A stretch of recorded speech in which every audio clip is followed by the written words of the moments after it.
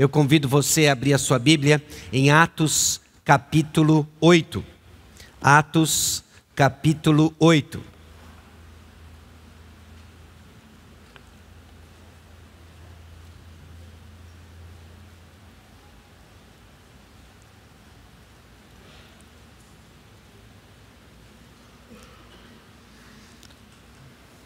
Eu sou um curioso com relação à confecção de mensagens ou sermão. Nós temos convicções em termos de pregação expositiva, entendemos que quando a palavra de Deus ela é aberta e o pregador, munido do Espírito Santo, obviamente, munido de suas faculdades mentais, no melhor dos seus esforços, interpreta corretamente a palavra de Deus e serve os irmãos com uma mensagem. Quando isso acontece, nós entendemos que Deus está falando com o seu povo. E isso é uma bênção, essa é convicção suficiente e simples para o entendimento da confecção de cada uma das mensagens que serve o povo de Deus. Aqui em João Pessoa, no nosso caso em São José dos Campos. Mas eu também entendo de que Deus usa perguntas, de que Deus molda o mensageiro para trazer a palavra de Deus que é supracultural, supratemporal para as necessidades do momento. A ocasião histórica com que os livros foram escritos, a ocasião histórica em que eles são proclamados, é a forma como Deus molda o seu povo no aqui e agora. E eu tenho, meus irmãos, algumas perguntas da minha caminhada de fé com o Senhor, que moldam, por vezes, mensagens, entendimentos no contexto chamado aqui e agora. Parte dessas perguntas são resultados de histórias que nós escutamos sobre missionários, sobre atividade missionária, ou histórias que começamos a escutar de localizações de intenso conflito, como por exemplo o que temos testemunhado em Israel.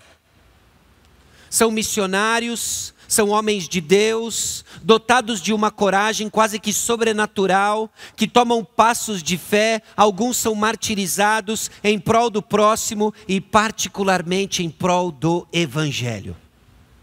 E quando escutamos essas histórias, nós somos inspirados, somos tomados até mesmo de comoção, de emoção.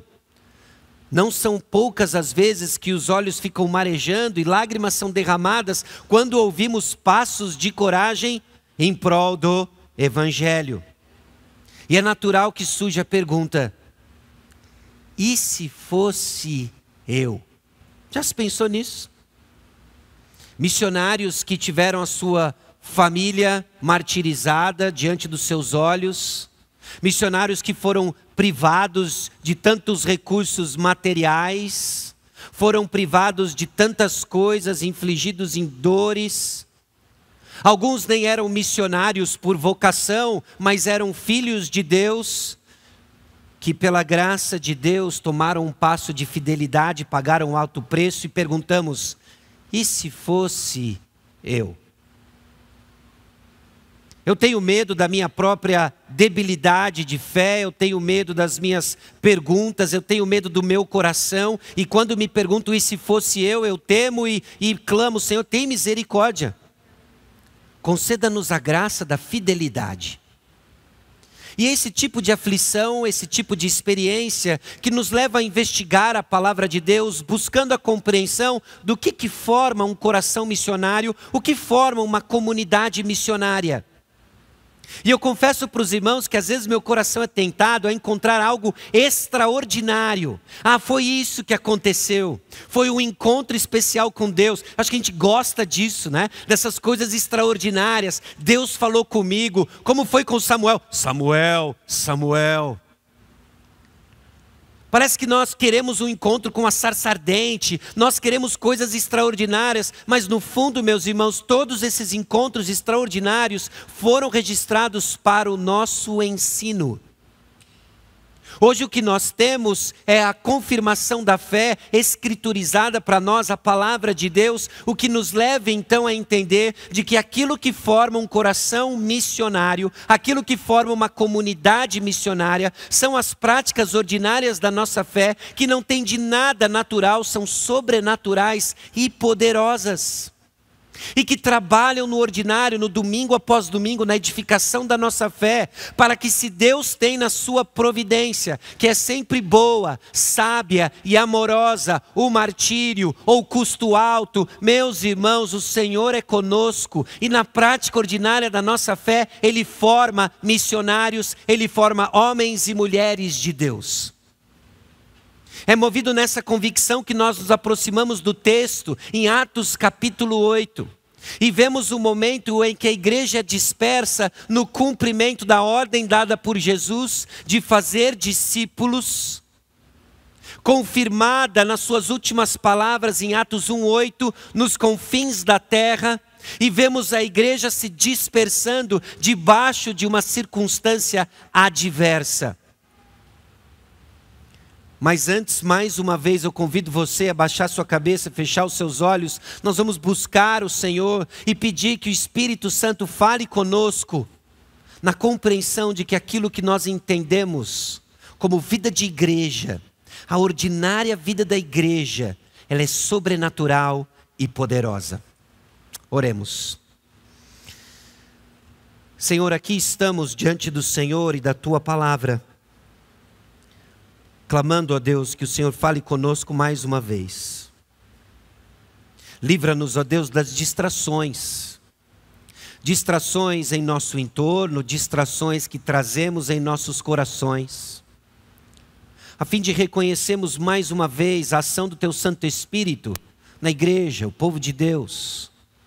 A fim de reconhecermos mais uma vez de que as práticas ordinárias, corriqueiras, sobrenaturais e poderosas formam corações de discípulos fiéis, que debaixo de intensa adversidade vão fazer aquilo que discípulos fazem: proclamar a palavra de Deus.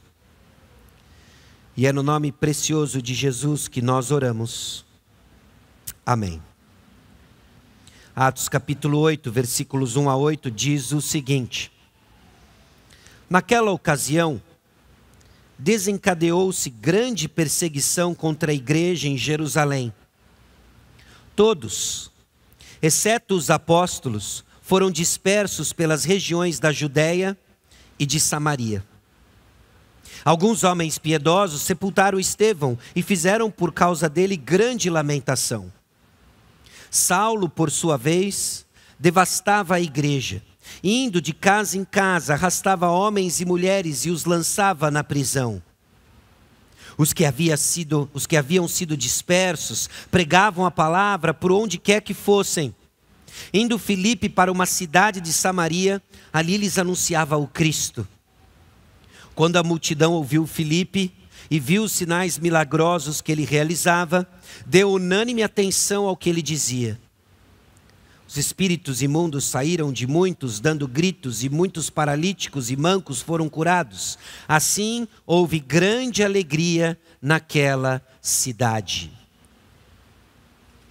Mais uma vez, o que é um coração missionário?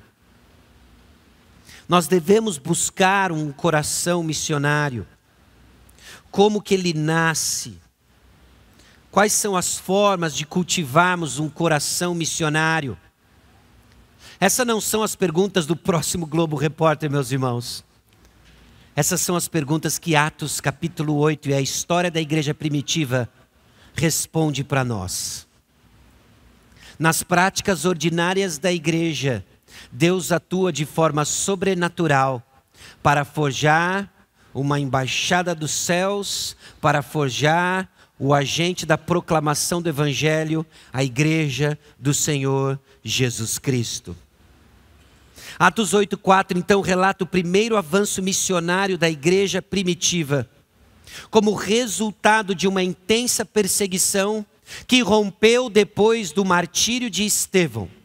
E se você se lembra da história, Atos capítulo 8, versículo 4, tem o seu início imediato em Atos capítulo 6, versículos 1-7.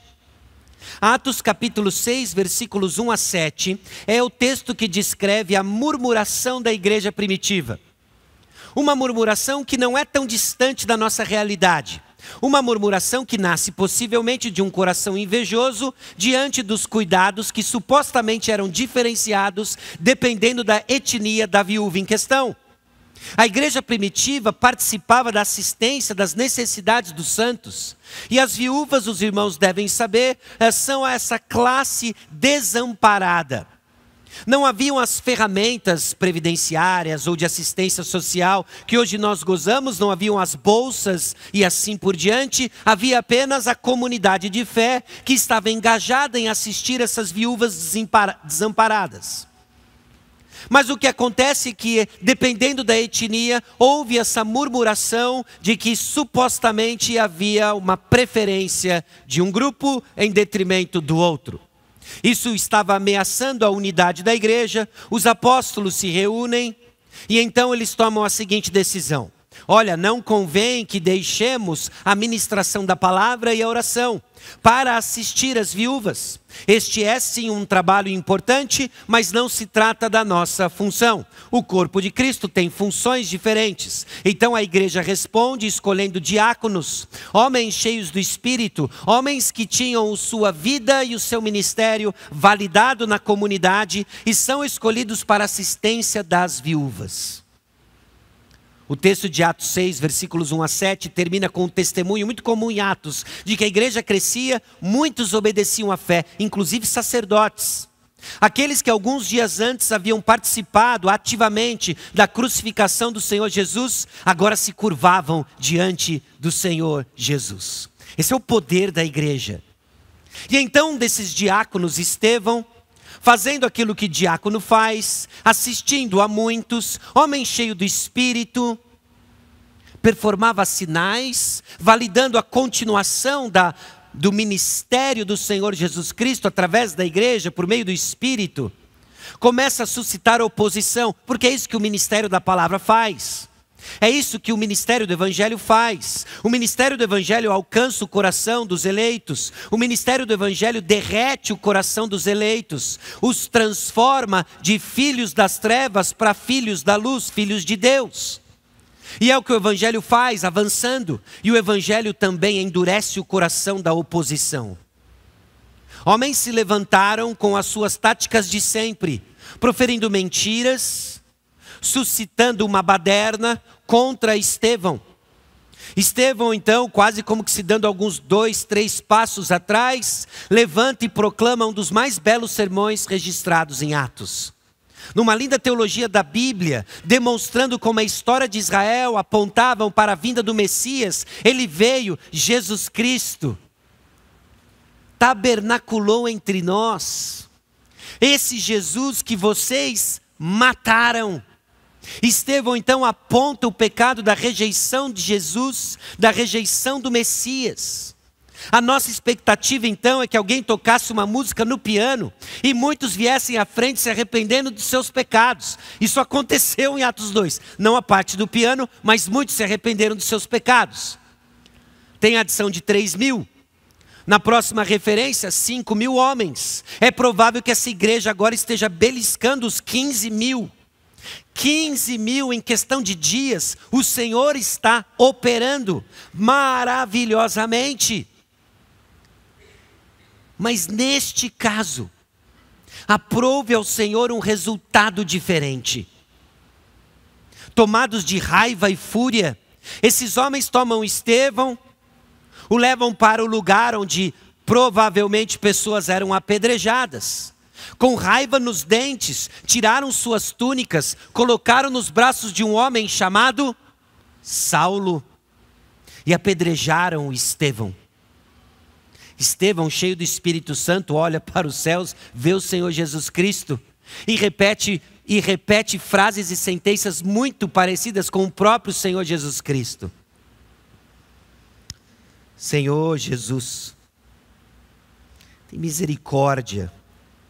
Não lhes imputes este pecado. Com estas palavras, adormeceu.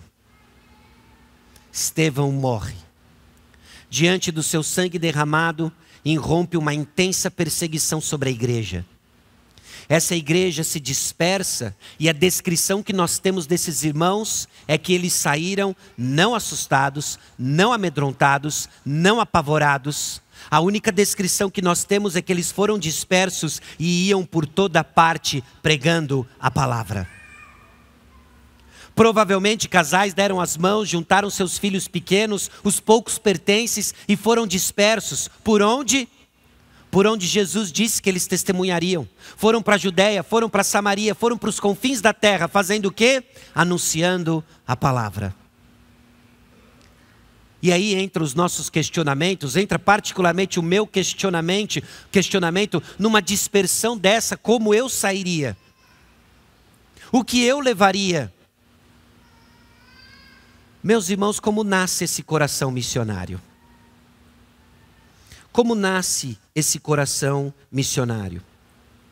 O coração missionário nasce, meus irmãos, na pregação do Evangelho. O coração missionário, ele é cultivado na manifestação da graça dentro da igreja. E o coração missionário toma rumo guiado pela boa providência divina. Atos capítulo 8 e os seus entornos na descrição da igreja primitiva nos dá elementos suficientes para entender como nasce um coração missionário. Como ele é cultivado no contexto da manifestação da graça na igreja. E como ele é guiado pela boa providência do Senhor, sábia e amorosa. A orientação da providência divina nos levando para onde Ele quer. E Ele leva aqueles que temem a Deus para onde Ele quer. É confiante nisso, meus irmãos, que nós não devemos temer o que eu faria numa situação como essa. Porque nós não somos chamados para viver uma hipótese. Nós somos chamados a responder uma realidade. E hoje o Senhor nos tem aqui. Hoje o Senhor nos tem aqui num contexto de relativa paz, onde o Senhor nos tem aqui ouvindo a palavra de Deus, respondendo com fé, numa comunidade de graça, aguardando a providência do Senhor que nos leva para onde Ele quer. Você não é chamado a viver a história do seu herói missionário, você é chamado para viver a história que o Senhor tem para você. As boas obras que Ele preparou, que você andasse nelas. E nós descobrimos respondendo com fé no dia chamado hoje. Então, como nasce esse coração missionário? Agora eu peço um pouquinho da sua paciência conforme nós visitamos outras passagens que fazem referência a essa mesma igreja. Essa igreja que saiu dispersa, pregando em todo lugar a palavra, anunciando a Cristo. Ela não nasce em Atos 8. Em Lucas capítulo 6, versículo 45, você não precisa abrir, eu quero só fazer uma menção de que Jesus nos ensinou de que a boca fala do que está cheio o coração. A boca fala do que está cheio o coração. Esses irmãos saem dispersos falando o que está cheio no coração. E o que está cheio o coração deles não é como eu vou ficar seguro, não é como simplesmente eu vou poupar minha vida. O que está cheio o coração desses irmãos é Cristo Jesus. E a pregação da palavra, meus irmãos, é resultado direto da palavra no coração. A pregação da palavra é resultado direto da palavra no coração. Eles saem pregando, eles saem anunciando, porque eles têm a palavra no coração. A boca fala do que está cheio o coração. E aqui entra um raciocínio um pouco cíclico, mas eu acho que os irmãos vão entender meu ponto. E a palavra chega no coração por meio da pregação da palavra. A pregação da palavra leva a palavra no coração. E o coração, tomado pela palavra, solta pregação da palavra. E a pregação da palavra vem do que está no coração. Esse coração missionário nasce a partir da atividade da pregação. Por isso que nós vemos como parte fundamental, como um dos pilares da atividade da igreja, o ministério da pregação. O ministério da pregação é fundamental. O ministério da pregação não é o único nem o exclusivo ministério da palavra, mas é o ministério da palavra. A pregação expositiva, a pregação do anúncio das boas novas. Em Atos capítulo 2, agora sim, se você voltar comigo, nós vemos essa intensa atividade da igreja primitiva. Com muitas outras palavras, versículos 40 e 41. Atos capítulo 2, versículos 40 e 41. Com muitas outras palavras, deu testemunho e exortava-os, dizendo: salvai-vos dessa geração perversa. E a resposta a essa pregação: então os que lhe aceitaram a palavra foram batizados, havendo um acréscimo naquele dia de quase 3.000 pessoas. Em Atos capítulo 4, versículo 4, muitos, porém, dos que ouviram a palavra aceitaram, subindo o número de homens a quase 5.000. É a pregação da palavra. Atos capítulo 4, versículo 31. Tendo eles orado, tremeu o lugar onde estavam reunidos. Todos ficaram cheios do Espírito Santo e com intrepidez anunciavam a palavra de Deus. Atos capítulo 5, versículo 30. O Deus de nossos pais ressuscitou a Jesus, a quem vós matastes, pendurando-o num madeiro.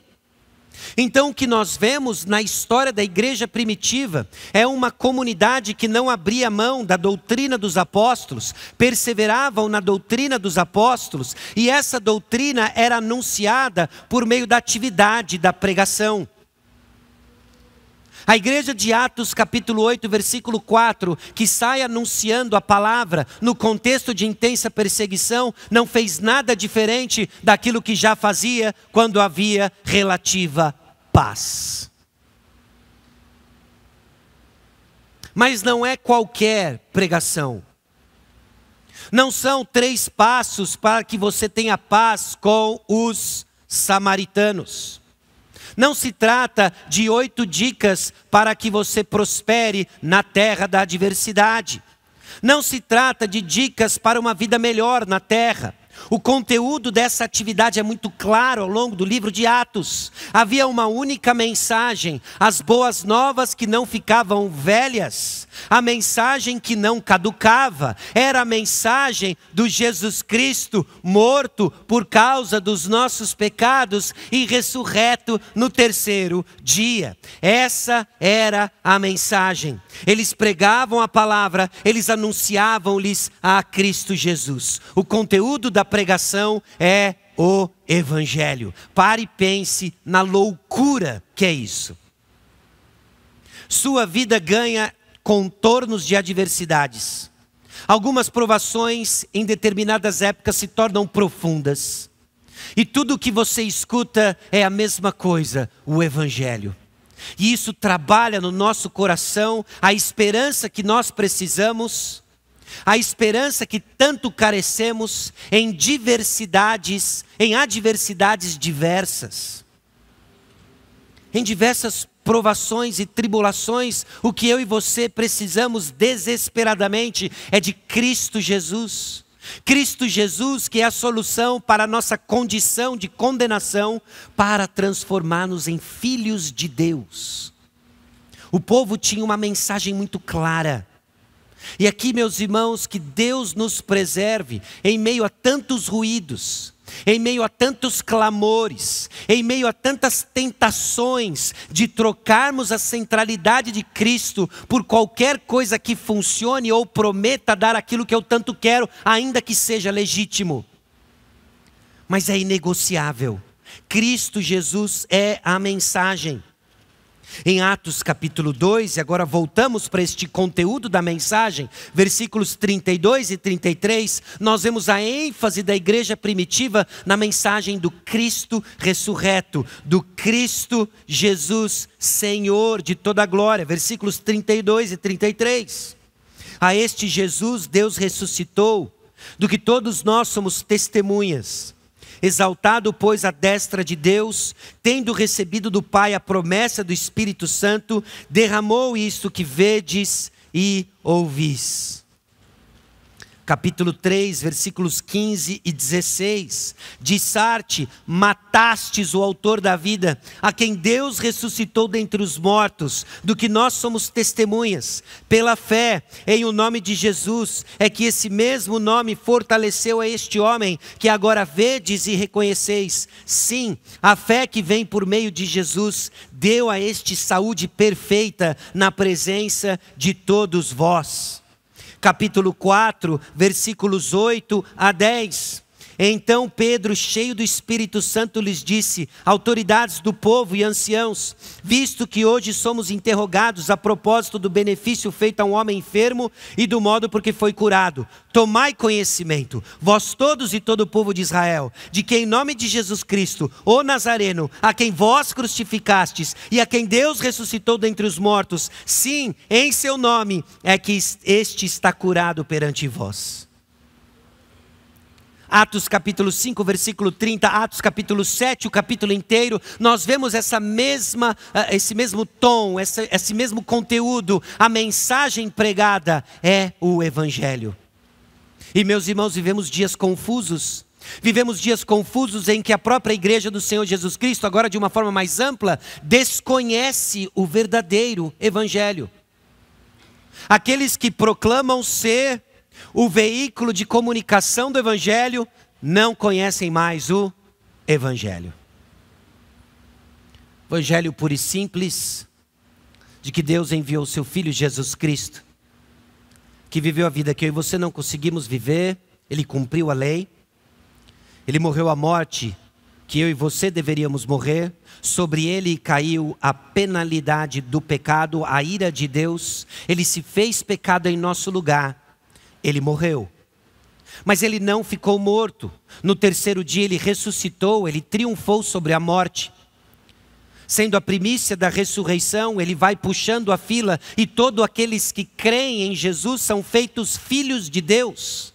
E sabem e aguardam a ressurreição última de seus corpos, de sua existência, e seremos como ele é.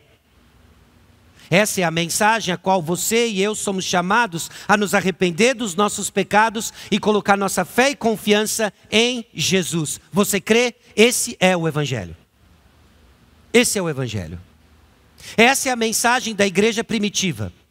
Mensagem que nunca nunca ficou caduca, mensagem que nunca perdeu a graça, mensagem que era suficiente para sustentar essa igreja visionária, missionária, corajosa, ousada, que saiu dispersa pregando o Evangelho.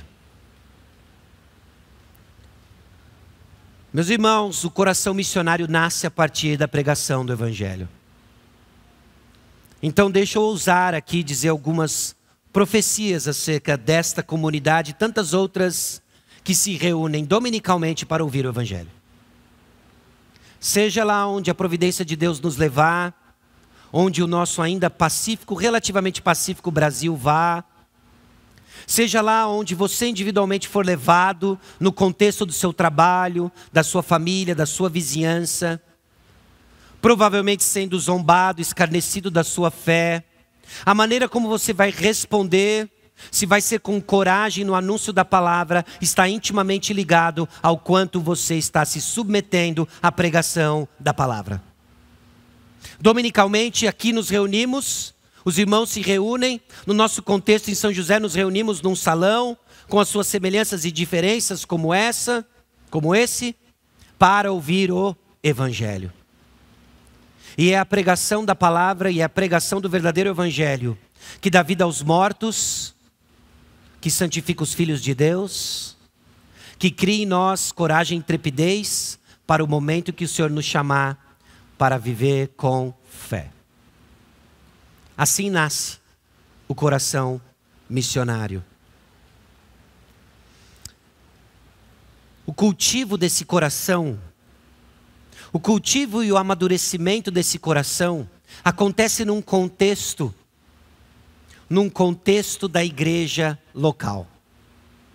A igreja que se dispersa em Atos capítulo 8, versículo 4, é a igreja que esteve junta em Atos capítulo 2, versículos 42 a 47. Passagem conhecida no livro de Atos que descreve o dia a dia da igreja primitiva, que tem os seus ecos em Atos capítulo 4, versículo 32 a 35. Mas em Atos 2, 42 a 47, nós vemos o cultivo desse coração missionário, o amadurecimento desse coração missionário. E perseveravam na doutrina dos apóstolos, e na comunhão, no partir do pão e nas orações. Em cada alma havia temor, e muitos prodígios e sinais eram feitos por intermédio dos apóstolos.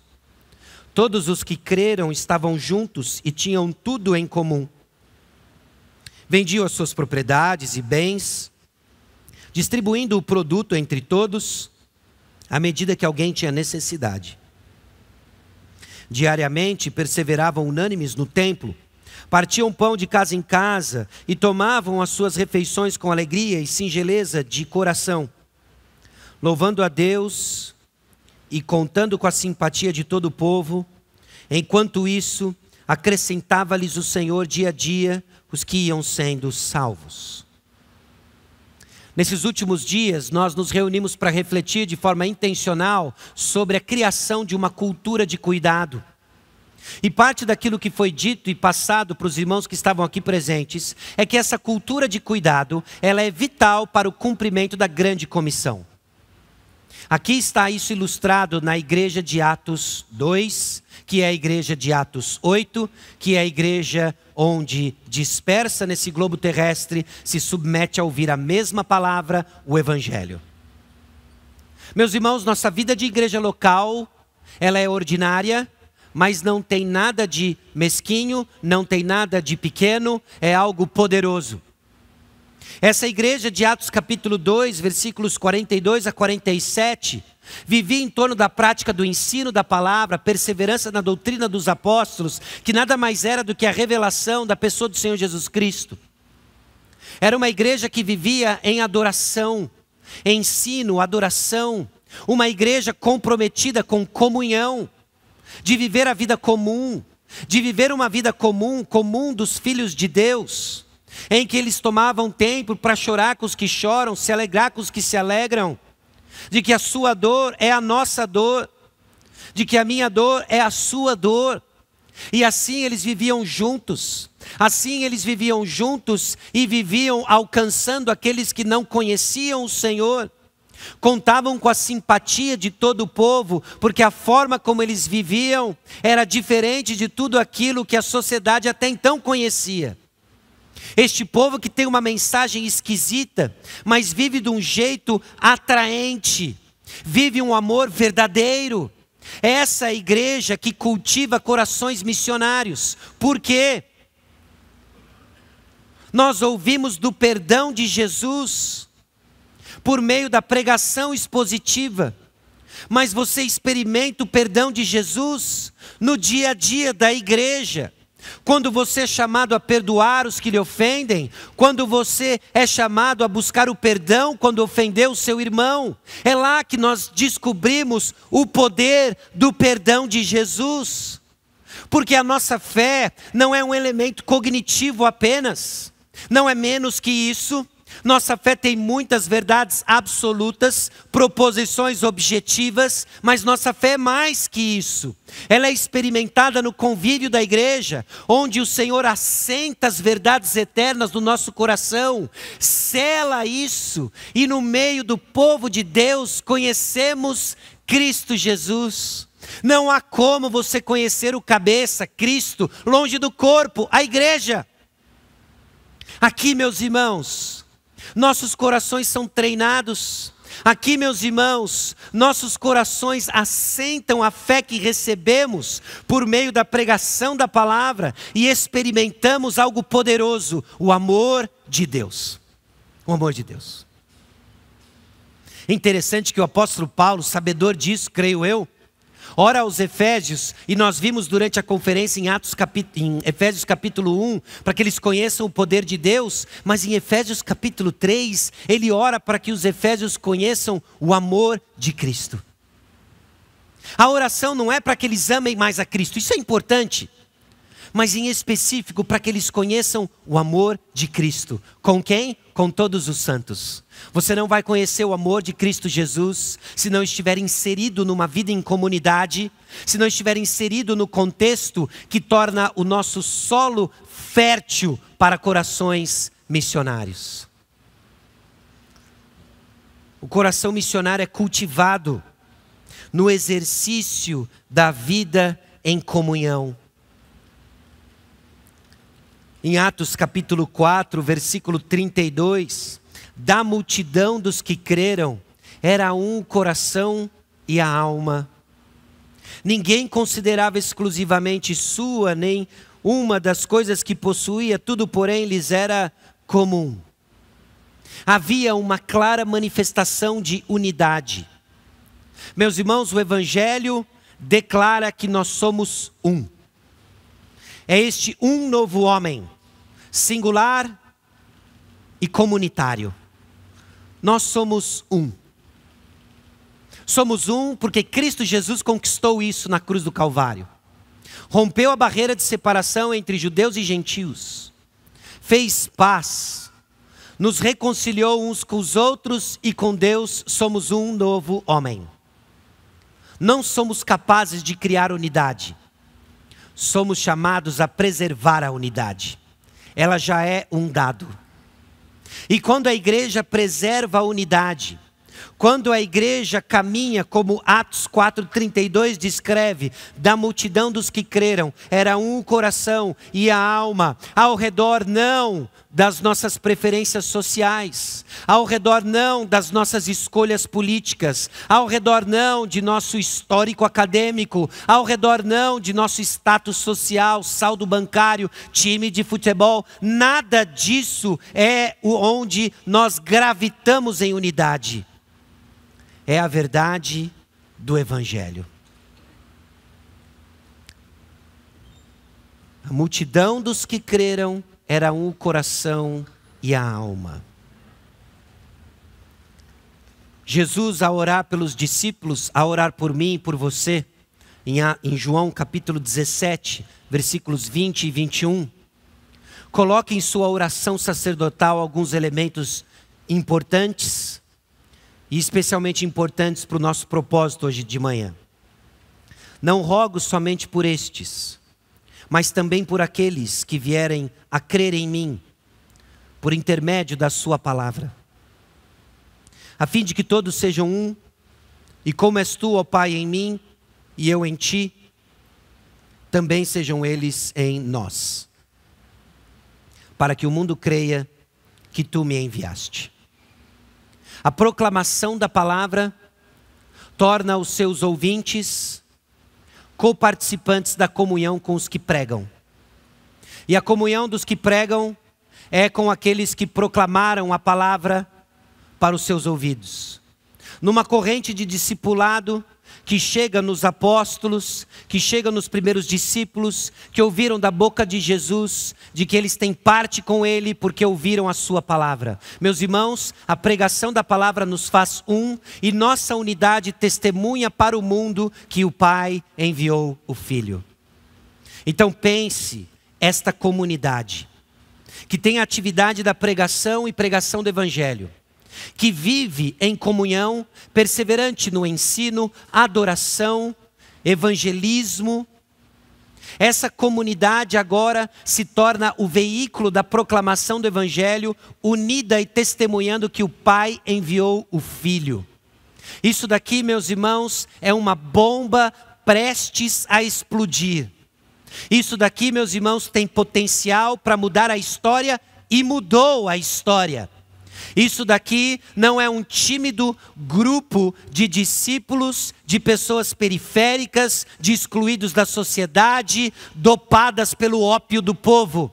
Isso daqui é uma bomba prestes a explodir nas mãos da providência divina para a transformação do mundo antigo e do nosso mundo. Isso daqui perseverou por séculos de perseguição, isso daqui testemunhou para grandes autoridades, alcançou etnias diferentes e segue conquistando terreno para a glória de Deus. Então a nossa reunião, a nossa comunhão não é pouca coisa. São atividades ordinárias porque são frequentes e comuns a nós, mas não é pouca coisa. Então esta bomba está crescendo e surge no meio dela um pavio chamado Estevão. Ele prega a palavra e depois de pregar a palavra ele é apedrejado. E agora o Espírito Santo acende esse pavio. Mais vivo do que nunca, Estevão sobe na presença do Senhor Jesus Cristo. Saulo, pobre Saulo, inocente, não sabe nada, sai perseguindo homens e mulheres, arrastando, tirando de suas casas, levando para a prisão, tomado de raiva, ódio e zelo equivocado. E a igreja explodiu. A igreja estourou.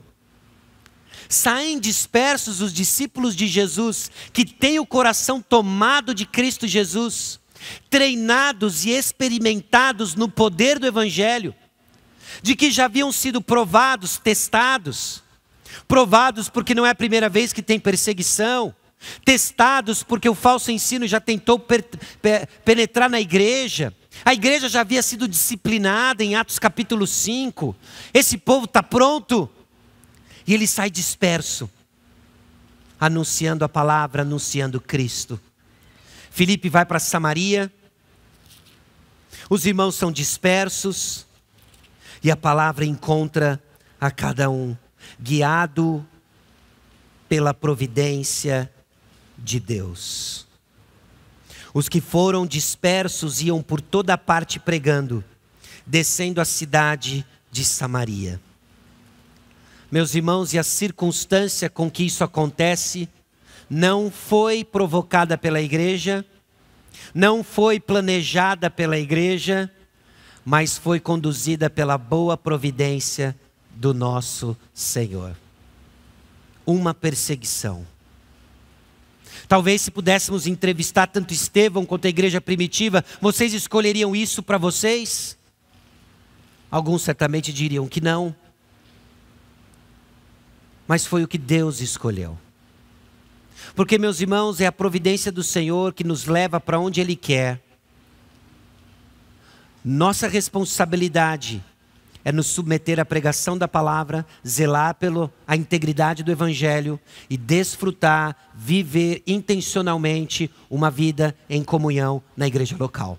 Uma vida de adoração na igreja local. E essa bomba e o seu potencial vai subindo até que Deus, na sua providência, separa alguns, dispersa outros, que saem falando nada diferente do que encheram seu coração. A palavra de Deus, Cristo Jesus.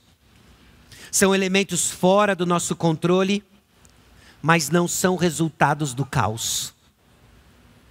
Não estamos à mercê do caos.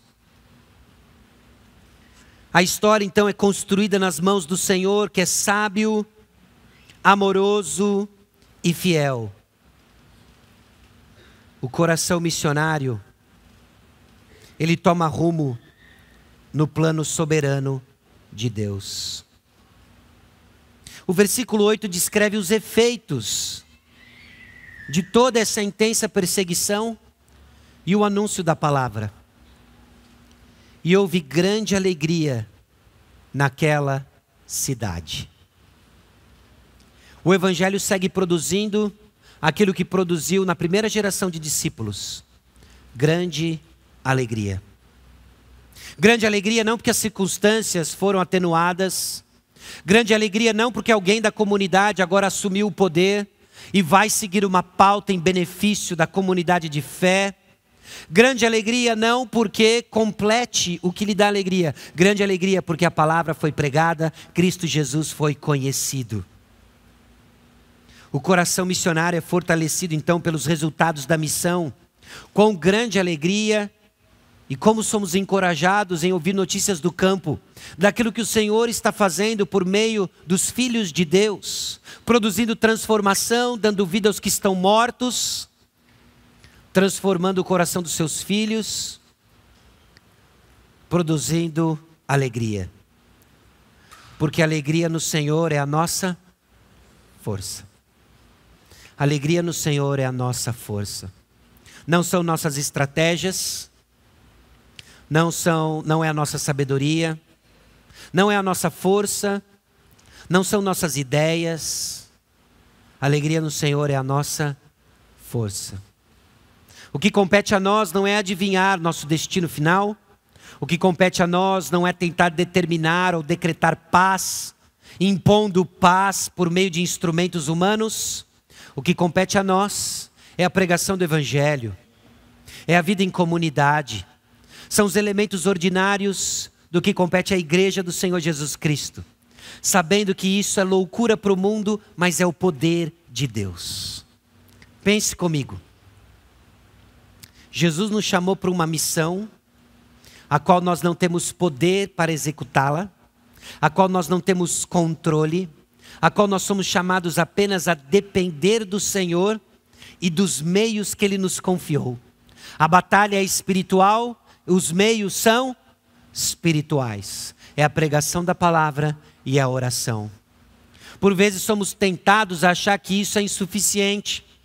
Às vezes somos tentados a achar que Deus mandou os recursos errados. No meio de tantas disputas, de tantos problemas, o que nós precisamos é um político consagrado.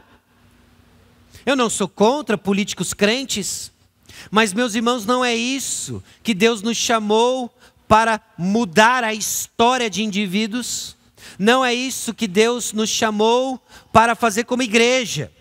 Membros da igreja podem ser políticos consagrados, mas a igreja tem uma tarefa: a pregação do Evangelho.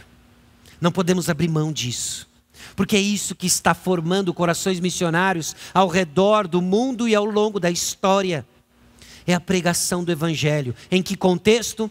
Não simplesmente de um púlpito fiel, mas um púlpito fiel no meio de uma comunhão fiel, em que desfrutamos das verdades do Evangelho, que assenta em nosso coração, confirma no nosso coração que somos filhos de Deus.